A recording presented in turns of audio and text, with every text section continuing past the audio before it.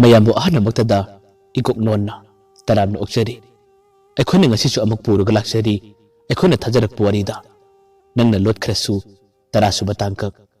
ngasi ga 10 suba tangkak asidana wari asina kari ba hainin liba kari ori ba haibado mayam puna bangna wari sitaraga mukhamun rasi haujuk tabi rasi nangna Lotkhrasu-10 suba tangkak prem amadi leima wari khara sanaraba kitungdadi haujuk te leima su phone thamkhre phone thamkhra matungda mahaki masena leimada asun hange leima nang prem budi thamosanga nuksibra leimna kumme iche ai kari haigadabano haifam khangde adubu magi jamjaba ngasi phawba mana igi wakal hongdana aibu nuksijaba matau kaya sida khangde iche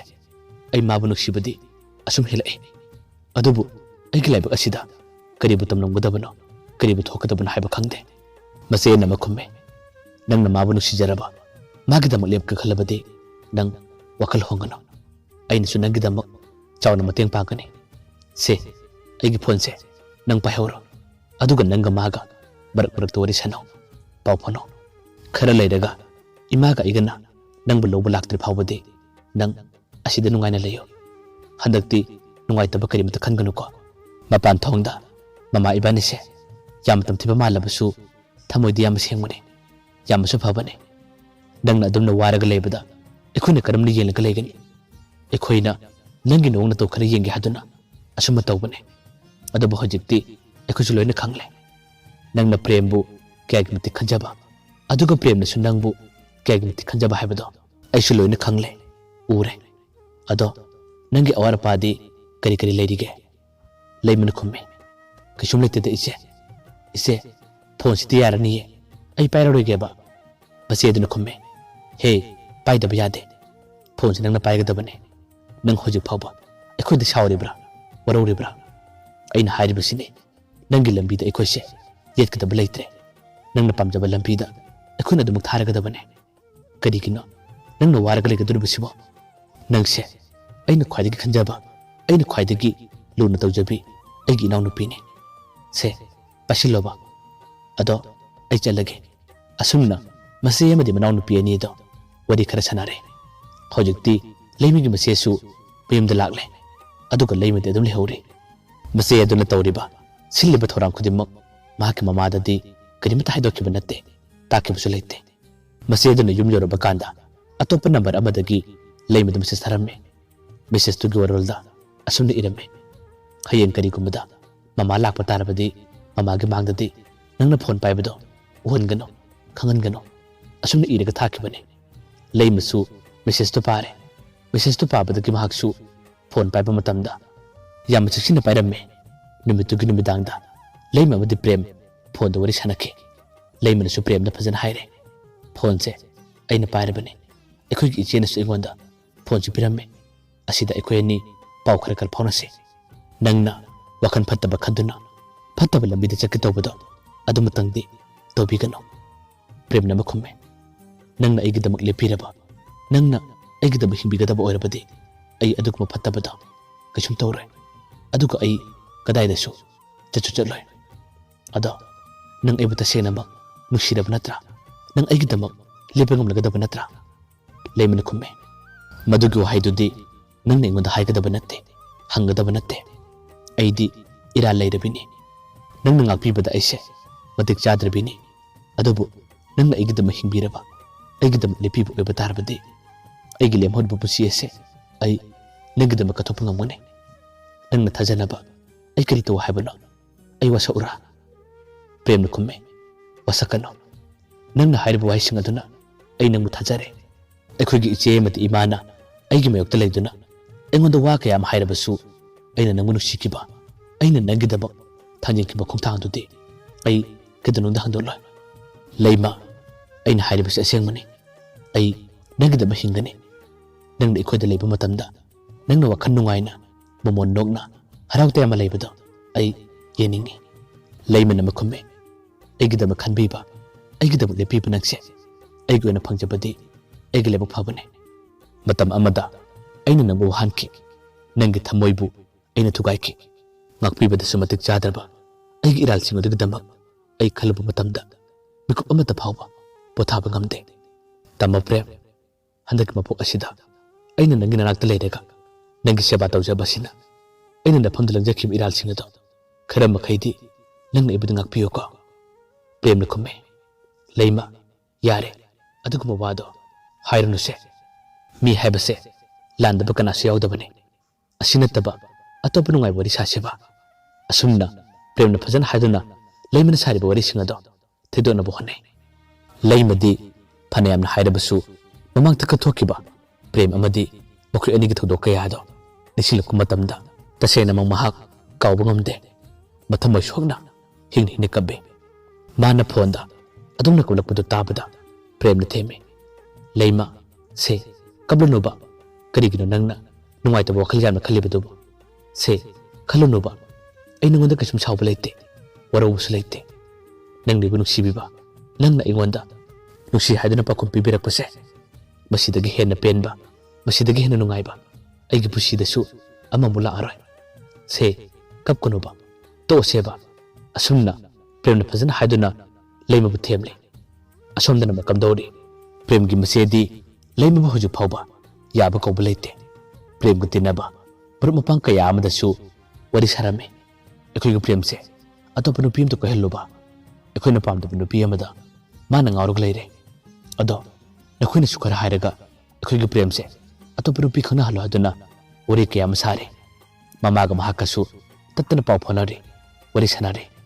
ꯃꯃꯥꯗꯁꯨ ꯍꯥꯏꯔꯤ ꯏꯃꯥ ꯄ꯭ꯔꯦꯝꯁꯦ ꯑꯩꯈꯣꯏꯅ ꯄꯥꯝꯗꯦ ꯍꯥꯏꯕ ꯇꯧꯅꯨ ꯍꯥꯏꯕ ꯊꯕꯛ ꯑꯁꯤꯗ ꯑꯗꯨꯝ ꯇꯧꯔꯒ ꯂꯩꯔꯦ ꯑꯁꯤꯕꯨ ꯀꯃꯥꯏꯅ ꯇꯧꯗꯣꯏꯅꯣꯕ ꯏꯃꯥꯅꯁꯨ ꯄ꯭ꯔꯦꯝꯗ ꯀꯔꯤꯝꯇ ꯍꯥꯏꯗꯕ ꯃꯥꯜꯂꯦ ꯈꯪꯗꯦꯀꯣ ꯏꯃꯥ ꯀꯔꯤꯒꯨꯝꯕ ꯍꯌꯦꯡ ꯃꯥꯅ ꯑꯩꯈꯣꯏꯅ ꯄꯥꯝꯗꯕ ꯅꯨꯄꯤꯗꯣ ꯍꯦꯛ ꯄꯨꯔꯛꯄ ꯇꯥꯔꯕꯗꯤ ꯑꯩꯗꯤ ꯍꯥꯏꯕꯤꯗꯦ ꯍꯥꯏꯔꯁꯤꯅꯦ ꯌꯨꯝꯁꯦ ꯂꯥꯟ ꯊꯣꯛꯄꯗꯤ ꯁꯣꯏꯗ꯭ꯔꯕꯅꯤ ꯃꯆꯥꯅꯨꯄꯤꯒꯤ ꯋꯥꯗꯨ ꯇꯥꯕꯗ ꯃꯃꯥꯅ ꯊꯦꯝꯃꯤ ꯏꯕꯦꯝꯃ ꯑꯗꯨꯝꯅ ꯍꯥꯏꯒꯅꯨꯅꯦ ꯅꯪꯕꯣ ꯄ꯭ꯔꯦꯝꯁꯦ ꯐꯔꯕꯁꯨ ꯐꯠꯇ꯭ꯔꯕꯁꯨ ꯅꯪꯒꯤ ꯅꯈꯥꯅꯦ ꯐꯖꯅ ꯊꯦꯝꯅꯧꯗꯨꯅ ꯋꯥꯔꯤ ꯁꯥꯔꯒ ꯂꯣꯏꯔꯦ ꯀꯩꯅꯣ ꯏꯃꯥꯅ ꯐꯖꯅ ꯍꯥꯏꯒꯦ ꯑꯩꯅ ꯍꯥꯏꯕ ꯃꯇꯝꯗ ꯃꯍꯥꯛ ꯁꯣꯏꯗꯅꯕ ꯌꯥꯒꯅꯤ ꯃꯃꯥꯒꯤ ꯋꯥꯗꯨ ꯇꯥꯕꯗ ꯃꯆꯥꯅꯨꯄꯤꯅ ꯈꯨꯝꯃꯦ ꯌꯥꯔꯅꯤ ꯀꯌꯥꯔꯛ ꯁꯨꯔꯦ ꯑꯩꯈꯣꯏꯅ ꯃꯉꯣꯟꯗ ꯋꯥꯔꯤ ꯁꯥꯔꯤꯕꯁꯦ ꯑꯩꯈꯣꯏꯅ ꯐꯅꯌꯥꯝꯅ ꯍꯥꯏꯔꯕꯁꯨ ꯃꯥꯗꯤ ꯀꯔꯤꯃꯠꯇ ꯊꯧꯁꯥꯗꯦ ꯌꯦꯡꯉꯨꯇꯣ ꯅꯨꯃꯤꯠ ꯅꯤꯅꯤ ꯍꯨꯝꯅꯤ ꯁꯨꯔꯕꯅꯤ ꯃꯥꯒꯤ ꯀꯥ ꯃꯅꯨꯡ ꯑꯁꯤꯗ ꯁꯨꯔꯨ ꯁꯨꯔꯨ ꯑꯗꯨꯝ ꯂꯩꯔꯒ ꯂꯩꯕꯅꯤ ꯋꯥ ꯑꯃ ꯍꯥꯏꯕꯁꯨ ꯇꯥꯗꯦ ꯃꯥꯒꯤ ꯂꯩꯃ ꯍꯥꯏꯔꯤꯕ ꯅꯨꯄꯤꯗꯣ ꯑꯗꯨꯒꯅꯤ ꯃꯥꯅ ꯑꯗꯨꯝ ꯋꯥꯔꯤ ꯁꯥꯔꯒ ꯂꯩꯔꯤꯕꯁꯦ ꯏꯃꯥ ꯅꯪꯗꯤ ꯀꯔꯤꯃꯠꯇ ꯈꯪꯂꯣꯏꯌꯦ ꯇꯥꯔꯣꯏꯌꯦ ꯍꯌꯦꯡ ꯊꯤꯅ ꯀꯞꯂꯥꯛ ꯌꯧꯔꯕ ꯀꯥꯟꯗ ꯀꯣꯝ ꯇꯧꯕ ꯍꯥꯏꯕꯗꯣ ꯅꯪ ꯇꯥꯗꯣꯔꯤꯕꯅꯤ ꯃꯃꯥꯅ ꯃꯈꯨꯝꯃꯦ ꯏꯕꯦꯝꯃ ꯉꯥꯏꯍꯥꯛꯀ ꯇꯨꯃꯤꯟ ꯂꯩꯌꯨꯅꯦ ꯅꯪꯕꯣ ꯅꯪꯁꯤ ꯂꯩꯁꯥꯕꯤꯅꯤ ꯋꯥ ꯉꯥꯡꯕ ꯃꯇꯝꯗ ꯏꯪꯅ ꯇꯞꯅ ꯂꯤꯔꯤ ꯈꯨꯔꯤꯅ ꯉꯥꯡꯕ ꯍꯥꯏꯕꯗꯣ ꯈꯔꯁꯨ ꯇꯝ ꯅꯪꯁꯨ ꯌꯨꯝ ꯄꯥꯟꯒꯗꯣꯔꯤꯕꯅꯤ ꯌꯨꯝꯅꯥ ꯁꯥꯒꯩ ꯑꯣꯏꯗꯨꯅ ꯍꯌꯦꯡ ꯅꯪꯁꯦ ꯃꯤꯒꯤ ꯃꯌꯨꯝꯗ ꯂꯩꯒꯗꯣꯔꯤꯕꯅꯤ ꯑꯗꯨꯝꯅ ꯅꯪꯅ ꯇꯧꯕ ꯇꯥꯔꯕꯗꯤ ꯅꯪꯁꯦ ꯅꯨꯄꯥ ꯐꯪꯗꯕ ꯇꯥꯔꯦ ꯏꯕꯦꯝꯃ ꯈꯔꯁꯨ ꯋꯥ ꯉꯥꯡꯕ ꯃꯇꯝꯗ ꯏꯪꯅ ꯇꯞꯅ ꯉꯥꯡꯕꯗꯣ ꯈꯔ ꯇꯝꯃꯨꯅꯦ ꯅꯪꯕꯣ ꯏꯆꯥꯅꯨꯄꯤꯅ ꯃꯈꯨꯝꯃꯦ ꯏꯃꯥ ꯑꯩꯈꯣꯏꯗ ꯂꯝ ꯍꯦꯟꯗꯦ ꯉꯥꯎꯁꯤꯟꯅꯗꯦ ꯋꯥ ꯉꯥꯡꯕ ꯃꯇꯝꯗ ꯑꯩꯈꯣꯏꯅ ꯆꯤꯟ ꯀꯟꯖꯕꯒꯤ ꯋꯥꯅꯦ ꯑꯩꯈꯣꯏꯗꯤ ꯀꯅꯥꯒꯨꯝꯕ ꯅꯨꯄꯥ ꯑꯃꯗꯒ ꯈꯦꯒꯥ ꯇꯧꯕ ꯍꯥꯏꯕꯗꯣ ꯑꯩꯈꯣꯏꯗ ꯇꯧꯗꯦ ꯑꯩꯈꯣꯏꯕꯨ ꯐꯪꯕ ꯍꯥꯏꯕꯗꯨꯗꯤ ꯅꯨꯄꯥꯗꯣ ꯃꯔꯥꯏꯕꯛ ꯐꯔꯕꯅꯤ ꯏꯃꯥ ꯈꯪꯗꯦ ꯏꯃꯥ ꯑꯩꯗꯤ ꯍꯥꯏꯔꯤꯕꯁꯤꯅꯤ ꯑꯩꯅ ꯌꯨꯝ ꯄꯥꯟꯗ꯭ꯔꯤꯉꯩ ꯑꯩꯈꯣꯏꯒꯤ ꯄ꯭ꯔꯦꯝꯁꯦ ꯃꯥ ꯍꯥꯟꯅ ꯅꯨꯄꯤ ꯊꯤꯗꯣꯛꯂꯁꯤ ꯑꯗꯨꯒ ꯃꯥ ꯄꯥꯜꯂꯕ ꯃꯇꯨꯡꯗ ꯑꯩ ꯑꯃꯨꯛ ꯌꯨꯝ ꯄꯥꯟꯒꯦ ꯅꯠꯇ꯭ꯔꯕꯗꯤ ꯑꯩꯅ ꯈꯜꯂꯤꯕ ꯅꯤꯡꯂꯤꯕꯁꯤꯡ ꯑꯁꯦ ꯄꯨꯟꯅ ꯑꯔꯦꯝꯕ ꯇꯥꯒꯗꯣꯔꯦ ꯃꯇꯧ ꯑꯁꯨꯝꯅ ꯃꯃꯥ ꯃꯆꯥ ꯑꯅꯤꯗꯣ ꯋꯥꯔꯤ ꯀꯌꯥ ꯑꯃ ꯁꯥꯟꯅꯩ ꯃꯔꯩ ꯀꯌꯥ ꯑꯃ ꯌꯦꯠꯅꯩ ꯌꯨꯝꯗꯁꯨ ꯄ꯭ꯔꯦꯝ ꯃꯈꯣꯏ ꯑꯍꯨꯝ ꯉꯥꯡꯅꯕ ꯆꯩꯅꯕ ꯀꯌꯥ ꯑꯃꯗꯤ ꯑꯗꯨꯝ ꯌꯥꯎꯏ ꯃꯆꯦꯅ ꯐꯅ ꯉꯥꯡꯂꯕꯁꯨ ꯄ꯭ꯔꯦꯝꯗꯤ ꯃꯥꯅ ꯅꯤꯡꯈꯤꯕ ꯃꯥꯅ ꯈꯟꯈꯤꯕ ꯐꯤꯔꯦꯞ ꯑꯗꯨꯗꯤ ꯑꯗꯨꯝ ꯍꯣꯡꯗꯦ ꯃꯃꯥ ꯑꯗꯨꯗꯤ ꯄ꯭ꯔꯦꯝꯗ ꯌꯥꯝꯅ ꯀꯟꯅ ꯉꯥꯡꯕ ꯆꯩꯕꯗꯤ ꯇꯧꯔꯝꯗꯦ ꯄ꯭ꯔꯦꯝꯅ ꯋꯥꯔꯧꯈꯤꯅꯤ ꯁꯥꯎꯈꯤꯅꯤ ꯍꯥꯏꯗꯨꯅꯁꯨ ꯄꯥꯈꯠꯆꯔꯝꯃꯤ ꯋꯥꯖꯔꯝꯃꯤ ꯑꯗꯨꯒ ꯄ꯭ꯔꯦꯝ ꯑꯃꯗꯤ ꯃꯍꯥꯛꯀꯤ ꯃꯆꯦꯗꯤ ꯊꯦꯡꯅꯕ ꯎꯅꯕ ꯃꯇꯝꯗ ꯑꯗꯨꯃꯛ ꯈꯟꯅꯩ ꯃꯔꯩ ꯀꯌꯥ ꯑꯃ ꯌꯦꯠꯅꯩ ꯃꯆꯦꯅ ꯐꯅꯌꯥꯝꯅ ꯉꯥꯡꯉꯦ ꯑꯗꯨꯕꯨ ꯄ꯭ꯔꯦꯝꯗꯤ ꯀꯔꯤꯃꯠꯇ ꯊꯧꯁꯥ ꯋꯥꯁꯥꯗꯦ ꯃꯥꯅ ꯅꯤꯡꯂꯤꯕꯗꯨꯗ ꯑꯗꯨꯝ ꯇꯧꯔꯒ ꯂꯩꯔꯤ ꯃꯊꯪꯒꯤ ꯅꯨꯃꯤꯠ ꯑꯃꯗ ꯃꯃꯥ ꯑꯗꯨꯅ ꯄ꯭ꯔꯦꯝꯗ ꯋꯥꯔꯤ ꯁꯥꯔꯝꯃꯦ ꯏꯕꯨꯡꯉꯣ ꯅꯆꯦꯒ ꯅꯪꯒꯁꯦ ꯊꯦꯡꯅꯕ ꯎꯅꯕ ꯈꯨꯗꯤꯡꯒꯤ ꯑꯗꯨꯝ ꯈꯟꯅꯩ ꯃꯔꯩ ꯌꯦꯠꯅꯩ ꯑꯗꯣ ꯅꯆꯦꯅ ꯄꯥꯝꯗꯕ ꯊꯕꯛ ꯑꯁꯦ ꯅꯪꯕꯨ ꯇꯧꯔꯨꯅ ꯀꯩꯗꯧꯕꯒꯦ ꯄ꯭ꯔꯦꯝꯅ ꯃꯈꯨꯝꯃꯦ ꯏꯃꯥ ꯃꯇꯝ ꯑꯁꯤꯗ ꯊꯃꯣꯏ ꯁꯦꯡꯕ ꯂꯝꯆꯠ ꯐꯖꯕ ꯃꯤ ꯍꯥꯏꯕꯁꯤꯕꯨ ꯀꯅꯥꯅ ꯈꯟꯒꯗꯣꯔꯤꯕꯅꯣ ꯑꯩꯈꯣꯏꯅ ꯃꯄꯥꯟ ꯊꯣꯡꯗ ꯎꯕꯗ ꯃꯍꯥꯛꯇꯤ ꯀꯩꯁꯨꯝ ꯇꯧꯗꯦ ꯒ꯭ꯌꯥꯟ ꯇꯥꯏ ꯍꯥꯏꯅ ꯈꯜꯂꯤꯕ ꯃꯤꯁꯤꯡ ꯑꯁꯤꯕꯨ ꯑꯩꯈꯣꯏꯅ ꯐꯩ ꯍꯥꯏꯗꯨꯅ ꯈꯟꯒꯗꯣꯔꯤꯕ꯭ꯔꯥ aduga panglang langba pangong ngom mi singa sina fatte haduna logaduri bara mukta khumo ima kana nu pina ekhoina phai haduna khangaduri basibo leimase selebu nu pira aduga magi phajadab lamchatpu kari kari lebi ki ima nakhui batabrane mama na mukumme tadrab su ibungo magi maramda lekai gi mi kaya amana wangane warisane aduga nupi masa se matam amada nana khwadi ka pamjaramba nushiramba nupini karigino nangonda yadraga mana topu nupa koire aduga nupa duga kainaraba matamda nangna mabu nushiduna koitan taliba ibungo nangbu nupi mata lejadarabara aduga sumatakta nupi asina nangbu usitloi magi mamangda nupi atopa koirega lenagadabane adu phawba ngamtaba mithibong lao chak pukum pukum charu nangidamak ngaro hapige premdo wakhan nungailamdabane sauninglamane adubu magi mamagi wahising adu tabada kari khalarabuna khangde nokpet tawna imunu changki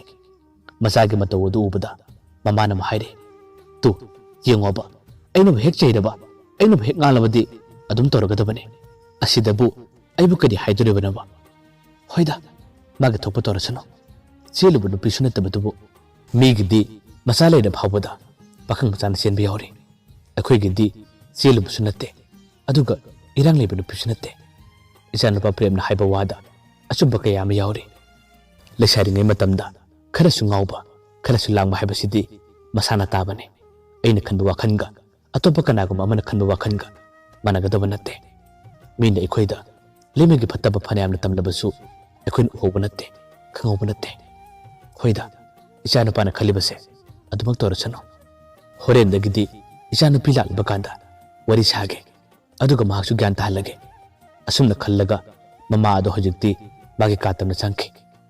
mi habasidi aina mahelle aina khwaidigi phare haduna napal karbu yaba nate ngasidi niminini humni ki matungda prem gi masi adu nongmodi prem gi mahaka phanakana mare yenaki khanaki aduga mahak nimitugi nukhinda masana na kerega karigu mathaba amagdamak mahak thokke mahna hek thokke bagadi prem gi masi adu abo pung amani gi matungda bayumda kabla lakhi mana kabla lakpadu ubada mana hange ibema kedorage karigino nanga sikabli baduna masana piyedo karimata khumde karimata haide mama bu kolaga adum kabla lerame mama adu de pakhatpana masana bi bu koraga hange ibema karigino amukta hayo nambu kanana kari torologe se amukta hayo ba se amukta hayo kedorage masana piyeduna hin kablaga mama da harame ima ai ngasi diloire ai gi puchi se ngasi diloire bani ima mama adudi masagi wai singaduna amukena pakalalame mama aduna yamna pakhanna amuka hangle ado kari no habado amukta phasana hayose nambu kari torage ba masa nupi aduna ima ai di phana kana yakidabani ekoi gi tamo aduga aiga koi basa se haduna ekoi ani koi basa pani adubu mana gari adum thoraga kona thangdati aibu restaurant chang chaduna mana aibu pusille aidi yadabadagi maga aiga phanayamna marayenare adubu kona thangdati mana aibu namdur pusille ngaktang ledagadi restaurant drive thaba mi kya malaki ima aduga ekoi anibu ko tholaga photo su kapki ima ayamna bakalle hayeng numita khabar da facebook da pawda halakpa tarabati ima aibu kari oidunaba khangde ayamna pakalle aise sikbane hena pharabane masagi matodu ubada mamana theme ngai ko sini sumna sum kaporumgane nakhoibu kari phatta batororage masan nupi dun khumme ima ekhoi sangmata ngaire ekhun hek phamta bagani mokhoina lalibado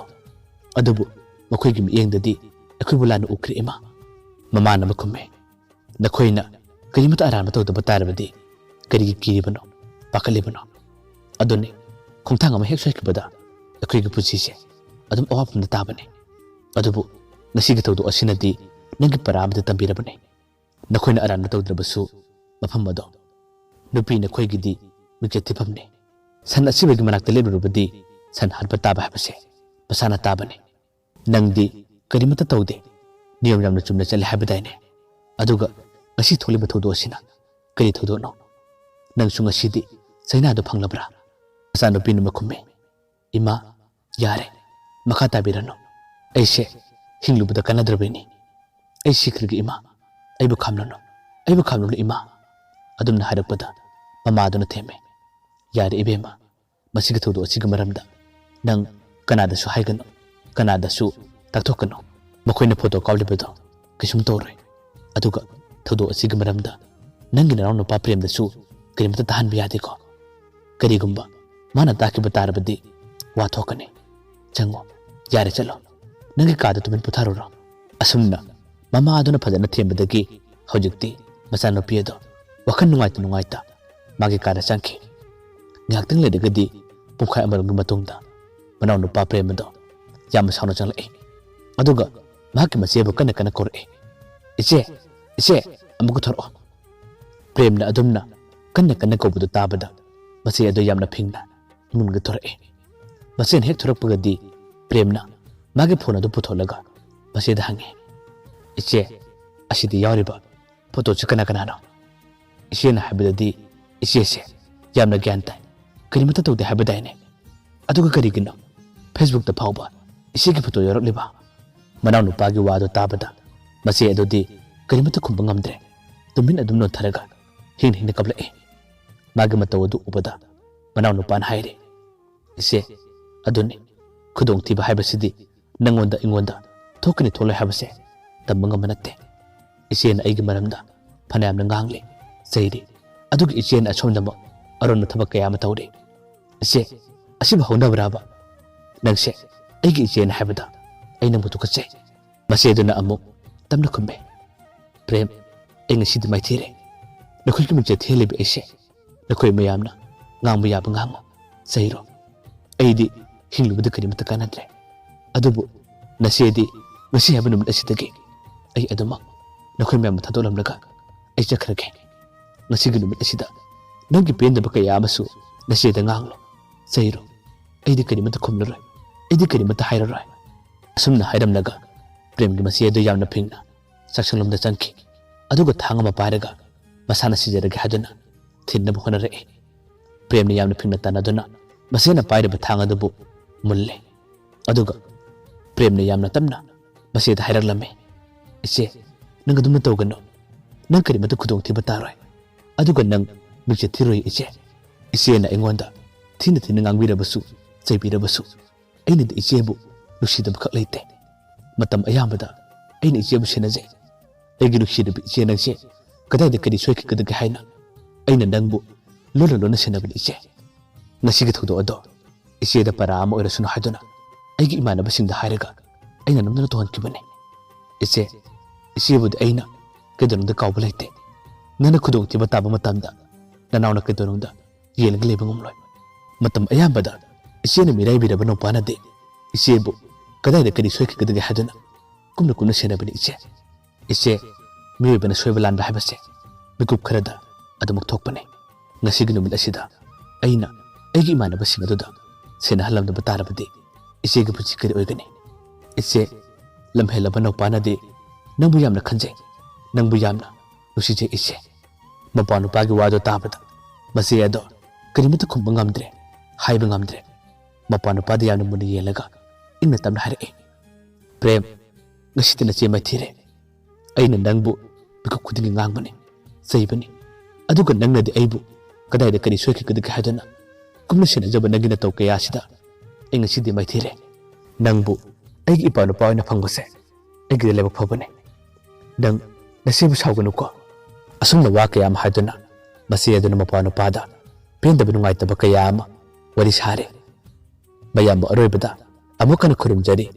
pathangi takakta wari sigi aroib suru ojaragani